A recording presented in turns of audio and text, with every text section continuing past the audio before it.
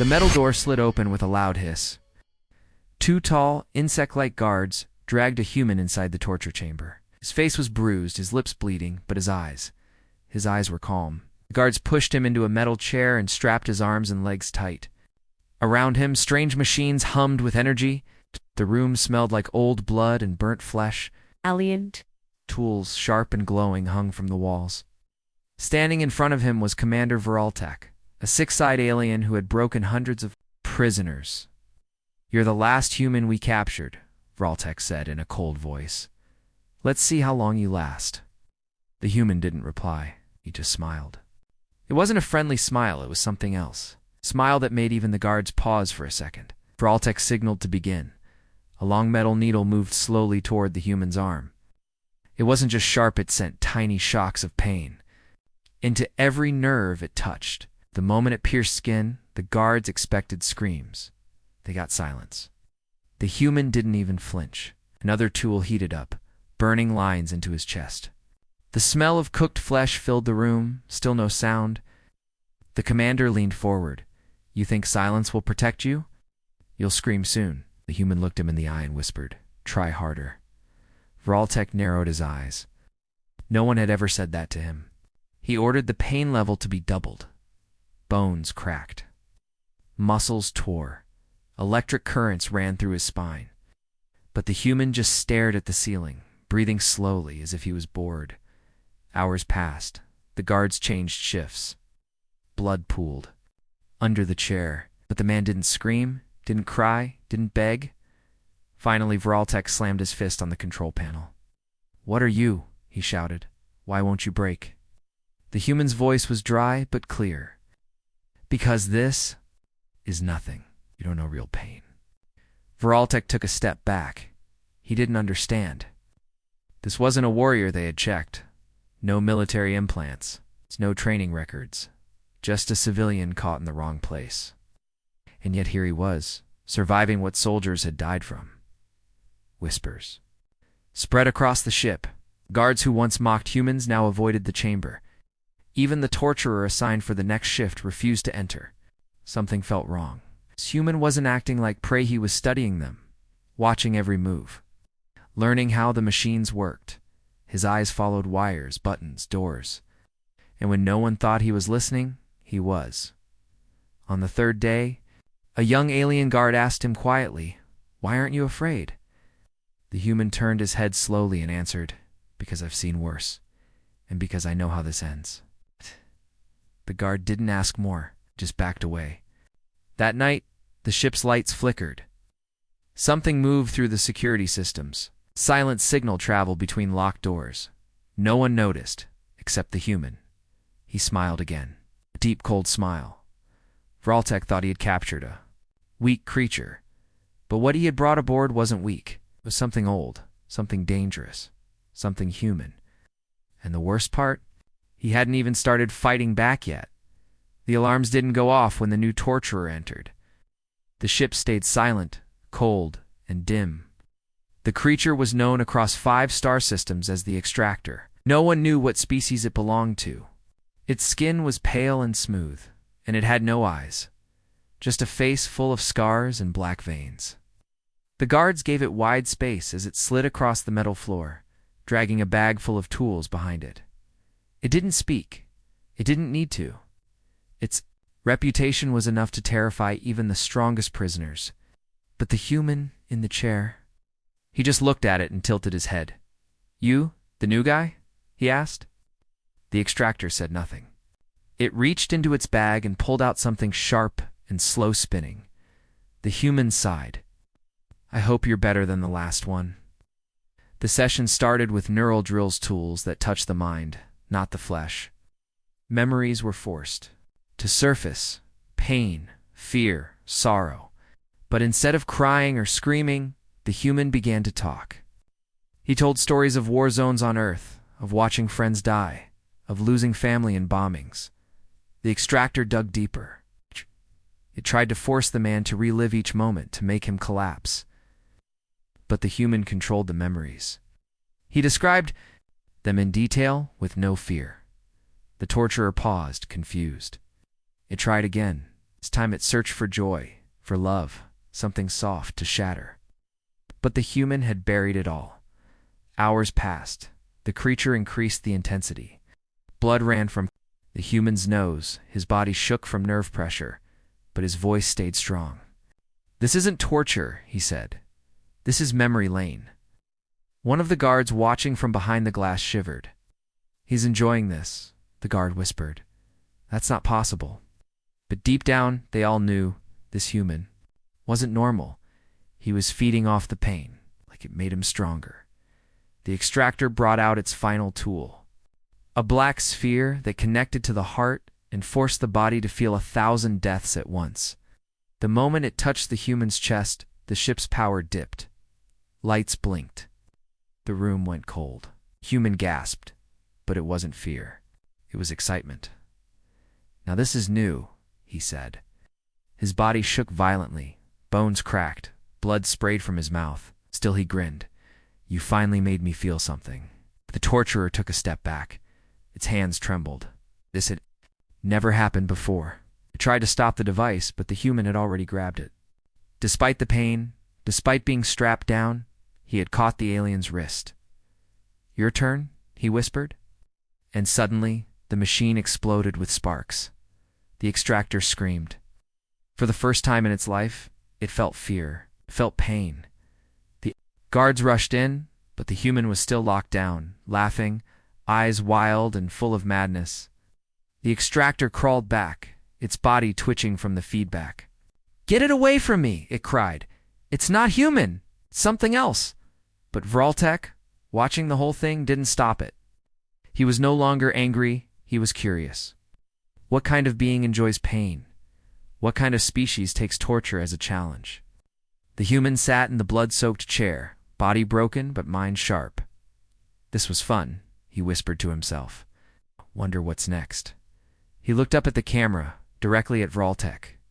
That smile returned. Not friendly, not angry. Just a warning. The kind of smile that said the real nightmare hadn't even begun. The guards didn't speak as they wheeled the human into the black chamber. No lights, no sounds, just an empty room with a single chair in the center and thick cables hanging from the ceiling. The chamber was called Mindfall. It wasn't used often. It's only for those too strong for normal pain. It didn't hurt the body, it crushed the mind. It forced the victim into a fake world built from their worst fears and memories. Most broke within minutes. Some never woke up again. So the human didn't struggle. He sat down like it was nothing. One of the technicians leaned over to a control panel and said, "He'll be begging in 5 minutes."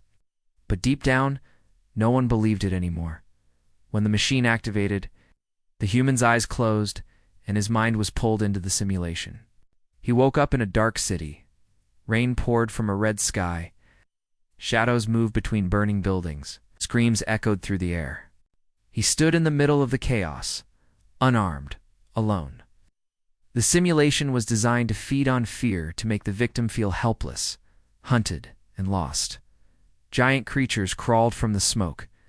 Faces from his past friends, enemies, dead families screamed his name in pain. Fires spread around him. The sky cracked with lightning. He should have panicked. But he didn't. He looked around calmly and whispered, "Nice try." Instead of running, he walked toward the danger. A shadowy figure lunged at him, teeth sharp and eyes glowing. He tackled it to the ground, tore off its mask, and laughed. "You're not real," he said. "You're just noise." The simulation twisted the world again. He was thrown into a memory, one of his worst. A battlefield. His squad dying. He stood there as bullets flew past. He didn't scream. He didn't fall. He moved forward. Again and again, the system tried to break him, but he wasn't breaking. He was adapting. Outside the chamber, something was wrong. His readings were off. The human's brainwaves weren't collapsing, they were spiking. "He's not being broken," a technician said, confused. "He's in control." One of the engineers checked the system logs. "He's changing the code." From the inside, that wasn't possible. No prisoner had ever done that. But the human was rewriting the rules of the simulation. He turned walls into weapons. He made fear his ally, started hunting the monsters. And one by one, he destroyed every nightmare the system threw at him. Then the power began to flicker. Lights in the lab burst. Sparks flew from the cables. The simulation was overheating. The mainframe tried to force a shutdown, but the human's mind was holding it open. He didn't want out. He wanted more. Inside, the city had gone quiet. The monsters were gone. The fires were out. He stood alone in the center of the fake world, breathing slowly. He looked up and said, "Tell your commander, I'm ready for the next level." The lab crew scrambled to kill the power. With a loud crack, the system finally crashed. The human's eyes opened. He was still strapped to the chair, covered in sweat, bleeding from the nose, but smiling. "That was the best one yet," he said softly. No one answered. No one moved. Every guard, every scientist, every soldier watching him had the same thought. He didn't survive the nightmare. He owned it. And now they were trapped with him. The footage leaked within hours. Technician, too shocked by what he saw, secretly copied the files and sent them to an underground alien network. Within one cycle, the video of the human in the mind chamber, laughing, bleeding, breaking the simulation was everywhere. Aliens across the galaxy watched in silence as the human turned terror into power. Some refused to believe it. Others studied it frame by frame, whispering, "What kind of monster doesn't fear pain?" The video reached old alien empires, warlords, even black markets where warriors paid to see death trials.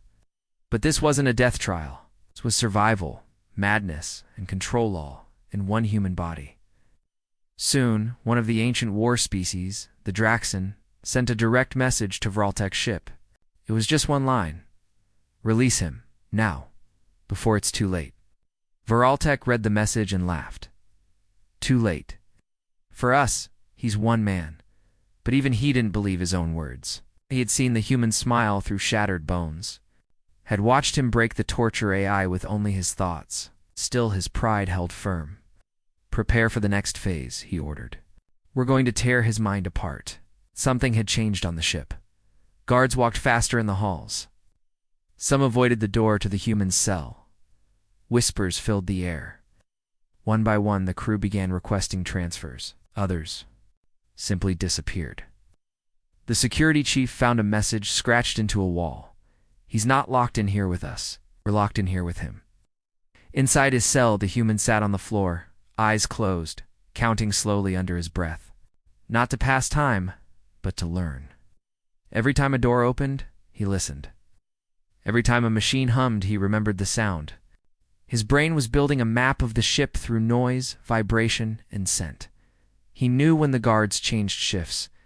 He knew who was watching him. Now he knew something else. Someone had sent him a message. It was hidden in the static of the intercom. Just 2 words, repeated once at 3 a.m. "Stay awake." That was the signal. Someone was helping him. Not out of pity, not out of fear, out of curiosity. Someone wanted to see what happened if the human got loose. That night, the lights in the lower deck blinked for exactly 7 seconds. A maintenance robot entered the hall near his cell. It paused, then dropped a small tool beside the energy bars. The guards didn't notice, but the human did. He looked up at the nearest camera. The same smile spread across his face.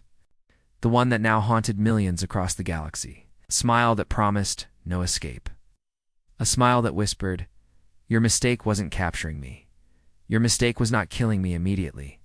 Vraltek stood in his command room, staring at the map of Earth. "If this is what one human can do," he said, almost to himself, "what happens if more come looking for him?" He didn't know that Earth already knew, and they were listening. Somewhere far from the ship, a coded human distress signal pulsed through space. It wasn't loud, it wasn't long, but it carried one word across the stars: ready. The scientist entered the human cell with slow, careful steps. He wasn't a soldier or a guard. He didn't carry a weapon, just a small data pad and a cold expression. The human looked up from the floor, his wrists still chained, his face tired but calm. The scientist stopped 2 meters away and said, "You are not afraid? You are not broken. I want to know why." The human raised one eyebrow. "Curious now, are we?" he replied. The scientist didn't answer. He crouched and placed the pad on the ground, turning it toward the prisoner. On the screen was a layout of the ship. Every corridor, every system, every weakness. "Why are you showing me this?" the human asked. "Because the scientist," said, lowering his voice, "I don't want to know how much you can endure. I want to know what you'll do if you get out." The human stared at the map, then back at the scientist. "Deal." Within the next hour, the lights flickered across the lower decks. A silent alarm was triggered, but no one responded. The guards assumed it was just another system glitch. The human's chains unlocked without a sound. He stood up, rolled his shoulders, and whispered finally. He didn't run, he didn't sneak. He moved like he belonged there, silent, sharp, focused. One by one, he moved through the halls, taking weapons, tools, and information. The scientists had given him access codes, but the human used them sparingly. He preferred improvisation. A pipe, a vent, a timed distraction. He wasn't just escaping, he was studying. By the time the first body was found, throat crushed, no. Weapons used, it was too late. Security locked down the lower decks. The commander ordered drones to scan every corridor.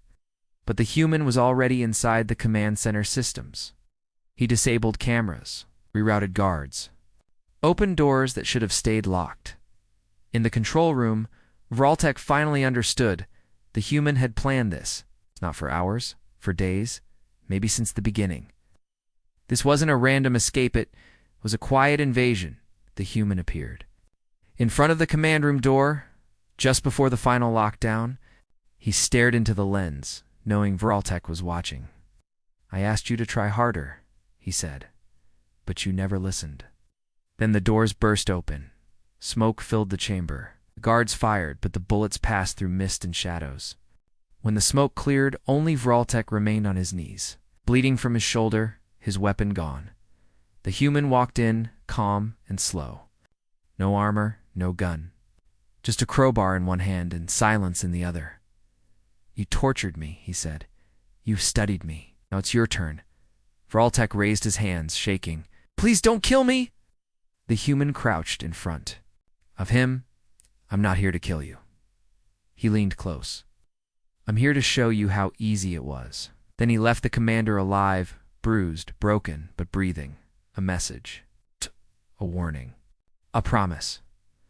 Before leaving, he hacked the ship's signal array and sent one short message to Earth. Unlocked. In space, above the ship, a small black dot blinked into existence. A cloaked Earth vessel. It had been waiting, watching, and now it was ready to respond, because this wasn't the end. This was just the start. The command ship drifted in silence. No alarms, no guards. Just the quiet hum of a broken empire. Vraltek sat in his chair, shaking, replaying the last words the human had spoken. "I'm here to show you how easy it was." He had thought the torture chambers were unbreakable. The human was just an animal to study. But now he knew the truth. He had never been the one in control. Across the galaxy, the human's final message played again and again, unlocked. The word spread like wildfire. On pirate stations and military bunkers, inside black market, torture rings. Even the most feared alien mercenaries paused when they heard it, because they knew what it meant.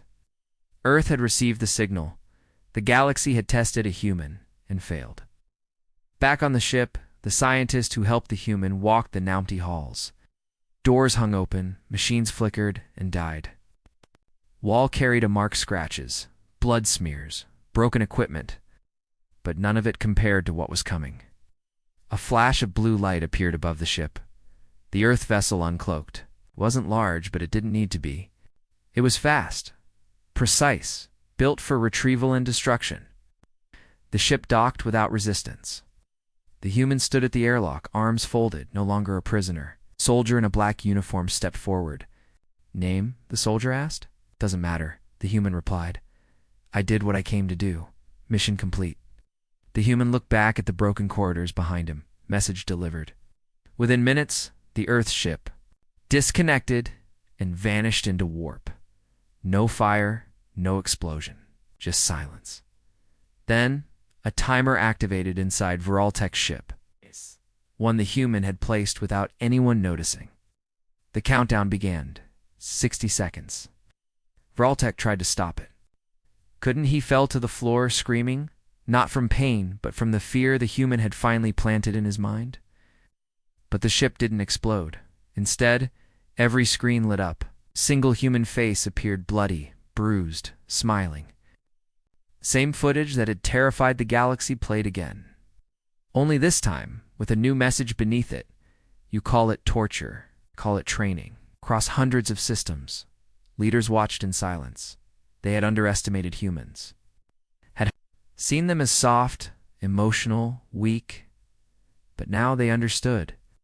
Pain didn't break humans. It made them sharper, stronger, unstoppable. From that day forward, no alien dared to capture another human. No species, no empire, no warlord even thought of trying, because the story of the tortured man spread across the stars, and no one forgot. What happened when they tried to break him? They learned one truth, the hard way. Humans don't fear pain. They master it, and when you push one too far, he'll smile and ask for more. There was no official report, no galactic press release, no trial, just silence. The ship where the human had been held was now listed as missing. Voraltek disappeared. The extractor was never seen again. The scientist who helped him vanished, his name erased from the system.